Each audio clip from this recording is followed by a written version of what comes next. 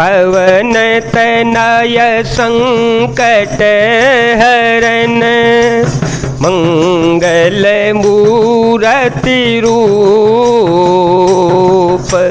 राम लक्ष्मण सीता सहित, हृदय बसहु सुरभूप।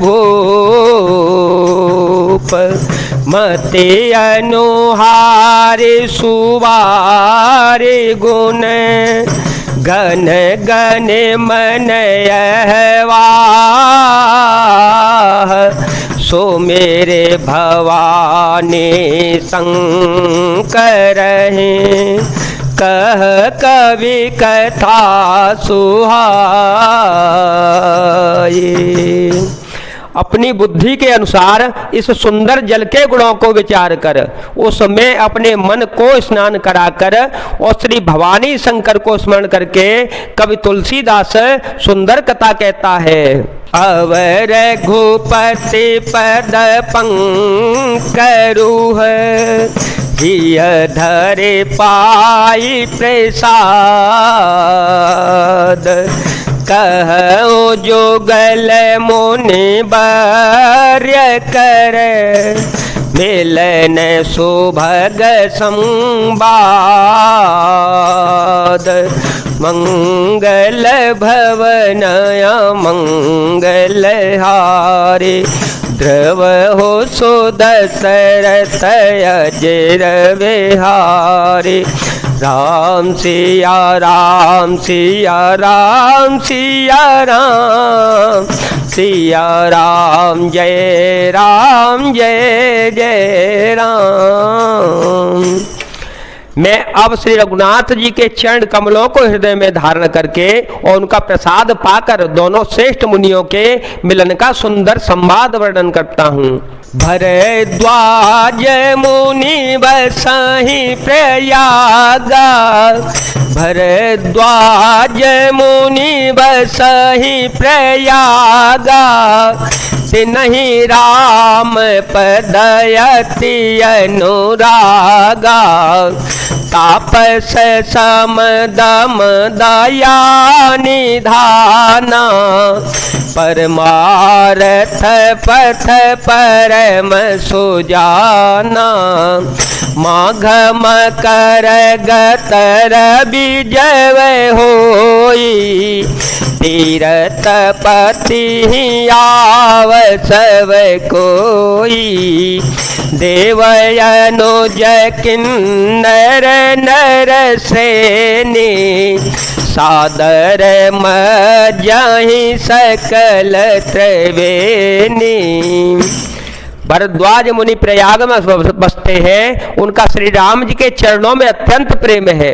वे तपस्वी, निग्रहित चित्त, जितेंद्रिय, दया के निधान और परमार्थ के मार्ग में बड़े ही चतुर हैं। माघ में जब सूर्य मकर राशि पर जाते हैं तब सब लोग तीर्थराज प्रयाग को आते हैं। देवता, दैत्य, किन्नर और मनुष्यों के समूह सब आदर पूर्वक त्रिवेणी में स्नान करते हैं। पूजहि माधव पद जल जाता, पूजहि माधव पद जल जाता। परसिय खय बटो हर सहि गाता। भरद्वाज आश्रम अति पावन, परम रम्य मुनि बर मन भावन। तहाँ होए मुनि ऋषय समाजा, जाहे जे मज्जन तीरथ राजा। मज्जहि प्रात समेत उछाहा, कहें परस पर हरे गुण गाहा। राम सिया राम सिया राम सिया राम, सिया राम जय जय राम। श्री वेणी माधव जी के चरण कमलों को पूजते हैं और अच्छे वट का स्पर्श करके उनके शरीर पुलकित होते हैं। भरद्वाज जी का आश्रम बहुत ही पवित्र, परम रमणीय और श्रेष्ठ मुनियों के मन को भरने वाला है। तीर्थराज प्रयाग में जो स्नान करने जाते हैं उन ऋषि मुनियों का समाज वहाँ भरद्वाज जी मुनि के आश्रम में जुटता है। प्रातःकाल सब उत्साह पूर्वक स्नान करते हैं और फिर परस्पर भगवान के गुणों की कथाएं कहते हैं। ब्रह्म निरूपण धर्म विधि बर नहीं तत्व विभाग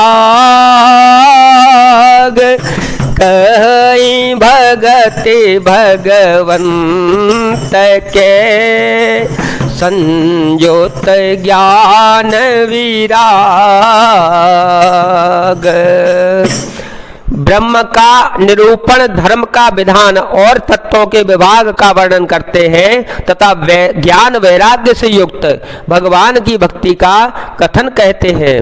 प्रकार भरी माघन हाहि पुन सवन जन जयाश्रम जाहि सत्संबतयति होहि आनंदा मकर मज्जि गवनहि मुनि वृंदा एक बार भरी मकर नहाए सब मुनि आश्रम सिधाए जागवले कमने परम विवेकी भरद्वाज राखे पद टेकी।